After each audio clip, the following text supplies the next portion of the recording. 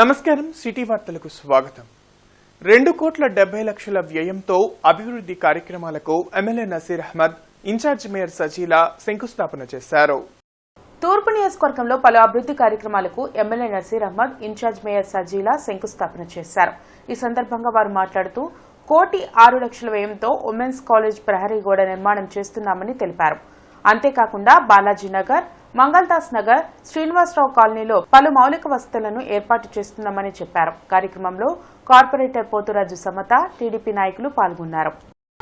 Corporation general funds లో నుంచి ఈరోజు దాదాపు 2,70,00,000 రూపాయలు బాలాజీ నగర్ కానీ, అలాగే మంగళదాస్ నగర్ కానీ, శ్రీనివాసరావు కాలనీ కొత్తగా ఏర్పడినటువంటి ఎక్స్టెన్షన్ ఏరియాస్లో రోడ్లతో పాటు డ్రైన్స్ని ఏర్పాటు చేసి ఆ ప్రాంతంలో మౌలిక వసతులు మరింత అభివృద్ధి చేసేటువంటి విధంగా, ఎందుకంటే గత ప్రభుత్వంలో గుంటూరు నగర అభివృద్ధిని పూర్తిగా తుంగలో తొక్కినటువంటి పరిస్థితులు.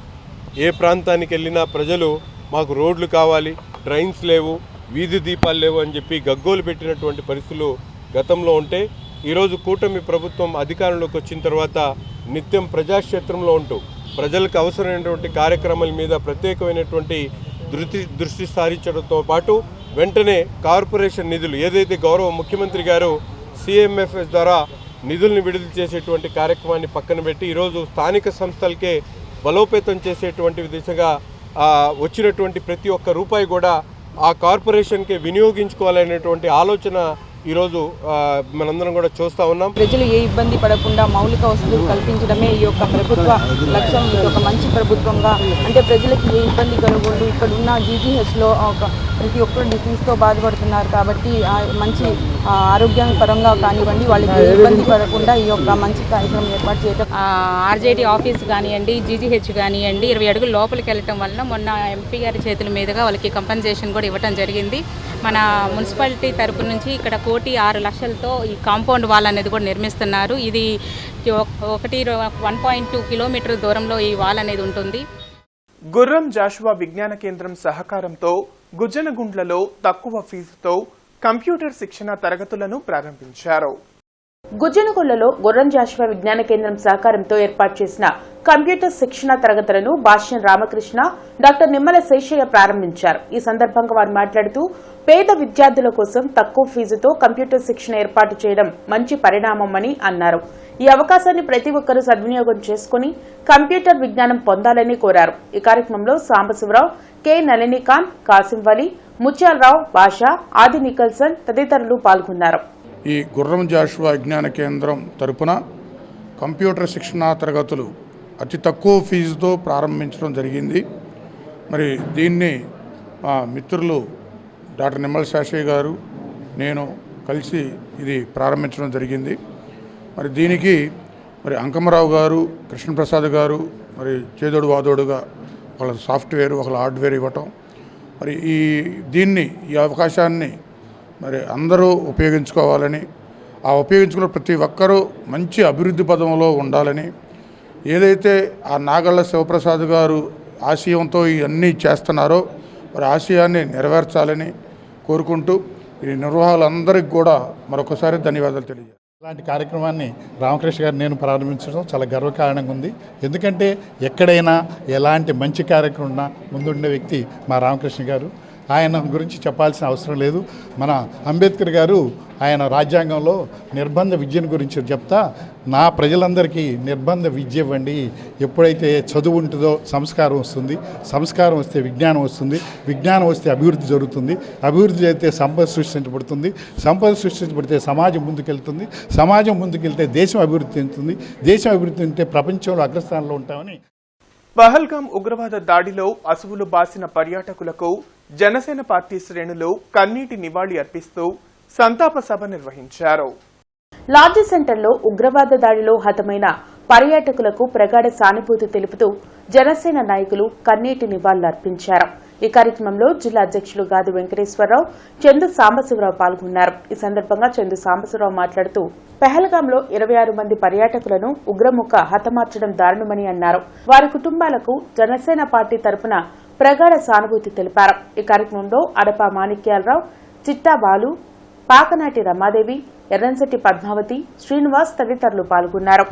ప్రశాంతంగా అభివృద్ధి పదంలో నడుస్తున్న భారతదేశాన్ని డిస్టర్బ్ చేయాలనుకుంటున్నారా? మీరే చేస్తున్నారా? మీ ఇంకేమైనా శక్తులు ఉన్నాయా?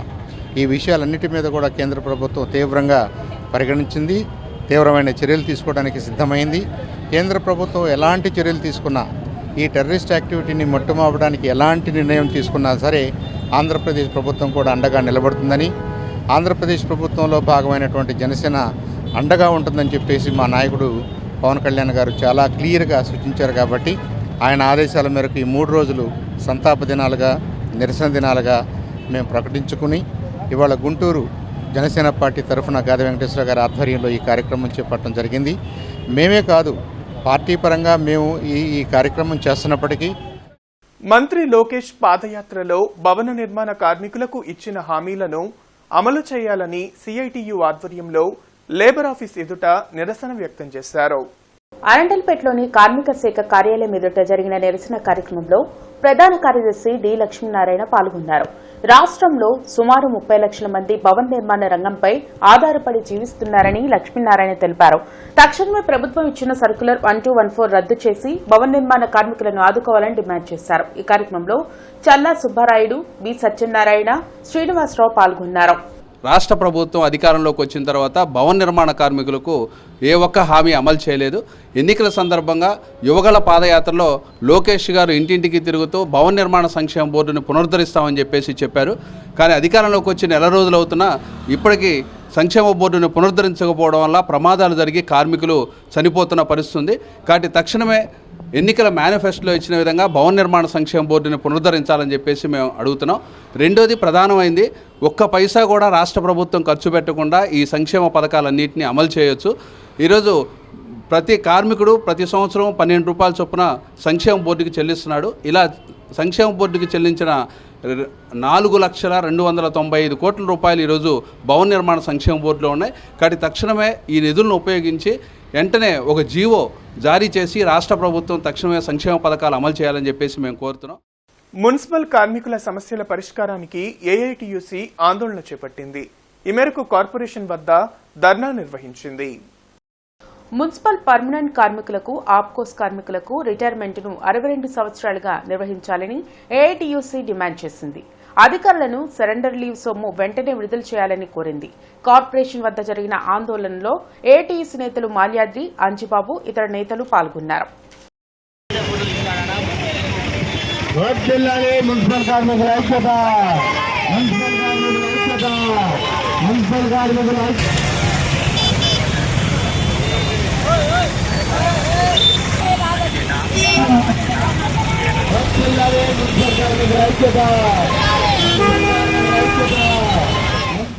పదవ తరగతి ఫలితాలలో కార్పొరేషన్ స్కూల్కు చెందిన శ్రీలక్ష్మి 581 మార్కులు సాధించింది.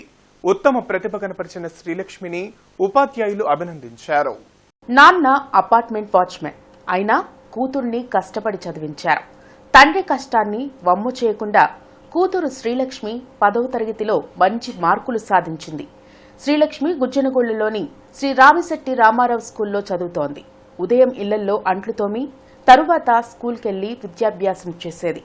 చదువుల తల్లి శ్రీలక్ష్మి కష్టం వృధా పోలేదు. 10వ తరగతిలో 581 మార్కులు సాధించి గుంటూరులోని కార్పొరేషన్ స్కూల్లో అత్యధిక మార్కులు సాధించిన ద్వితీయ విద్యార్థిగా నిలబడింది. విశేషమేంటంటే ఆ స్కూల్లో రెగ్యులర్ టీచర్లు 3 మాత్రమే ఉన్నారు. 6 నెలల తర్వాత డిక్టేషన్పై మరికొందరు టీచర్లు వచ్చారు. ఉపాధ్యాయులు శక్తివంచన లేకుండా విద్యార్థులను తీర్చిదిద్దారు. టీచర్లు, తల్లిదండ్రుల సహకారంతో ఈ విజయం సాధించినట్లు శ్రీలక్ష్మి గర్వంగా చెబుతోంది. విద్యార్థులను ఉత్తమ పౌరులుగా తీర్చిదిద్దగలిగేది ఉపాధ్యాయులు మాత్రమే. వారిని గౌరవిద్దాం, సర్వదా రుణపడి ఉందాం.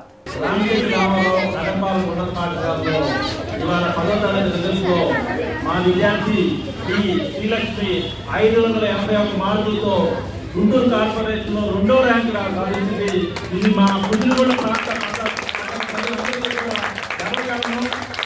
మున్సిపల్ కార్పొరేషన్లో గుంటూరు హై స్కూల్లో 3 టీచర్లు మాత్రమే పనిచేశారు సంవత్సరం నుంచి.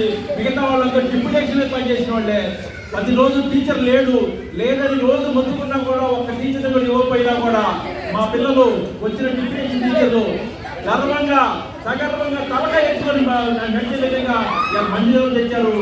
అన్ని స్కూల్స్లో కూడా సెకండ్ వచ్చింది 5 మరి ఎస్ఆర్ఆర్ ఎల్సిఎస్ స్కూల్ నుంచి మరి మన ఫాదర్ వాజ్పేయి కూడా ఆయన చక్కగా చదువుకొని మరి సెకండ్ రావడం అంటే మరి ఇప్పుడే గా చెప్పారు చాలా చాలా పరిస్థితుల్లో కూడా అన్నీ చక్కగా చదువుకొని ఇంత మార్పులు సాధించడం అంటే చాలా గొప్ప విషయం.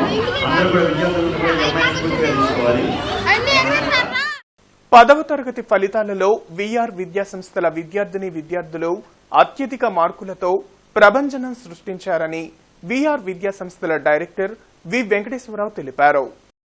పాతగుంటూరులోని విఆర్ హైస్కూల్లో ఏర్పాటు చేసిన సమావేశంలో ఆయన మాట్లాడుతూ తమ విద్యా సంస్థల్లో 592 మార్కులను సుజిత, 589 మార్కులను పెన్నాకుల ధృతి, బలగా తెసేద్ కుమార్ 587 మార్కులు, షేక్ యాసిన్ 586 మార్కులు, బుద్ధవరపు కావ్యాంజలి 586 మార్కులు సాధించారని హర్షం వ్యక్తం చేశారు.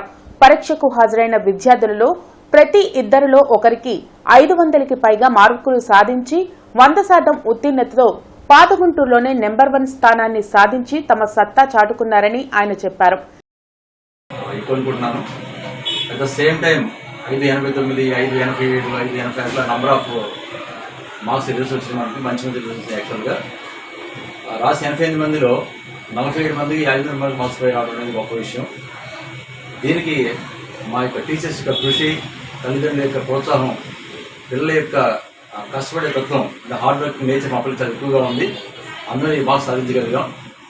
దీని అందరి కారణమైన ప్రతి ఒక్క విద్యార్థికి, ఉపాధ్యాయులకు, తల్లిదండ్రులందరూ కూడా నా అభినందన తెలియజేస్తున్నాను. ఇది మాకు ఇప్పుడే కాదు, కొత్త కాదు ఈ విషయం. ఫస్ట్ నుంచి కూడా 2023 నుంచి కూడా మనం ప్రతి ఎగ్జామ్స్లో కూడా మంచి సాధిస్తూ ఉన్నాం. ఈ యొక్క వంటంలో పెహల్గాం యాత్రికులపైన విచక్షణారహితంగా కాల్పులు జరిపి హతమార్చిన ఉగ్రవాదులది పిరికిపంద చర్యగా విద్యార్థి, యువజన సంఘాల నాయకులు అభివర్ణించారు. శంకర్ విలాస్ సెంటర్లో ఉగ్రవాదుల దిష్టిబొమ్మలను దహనం చేశారు. ఈ కార్యక్రమంలో ఏఎస్ఎఫ్ రాష్ట్ర కార్యదర్శి నాసర్జీ, ఏఐవైఎఫ్ జిల్లా కార్యదర్శి వలి, జంగాల చైతన్య, యశ్వంత్, బన్నీ, అరుణ్, బాజీ, కాలం, రెహమాన్, కాదర్ వలి తదితరులు పాల్గొన్నారు. ఈ యొక్క దాడికి పూర్తిగా కేంద్రం ఇంటెలిజెన్స్ నైతిక బాధ్యత వహించాల్సిందే. నిఘా వైఫల్యం వల్ల మాత్రమే వాళ్ళు మన దేశంలో చొరబడి 25 మంది మన దేశస్తుల్ని, అది 2 విదేశీయుల్ని కూడా కాల్చి చంపారు.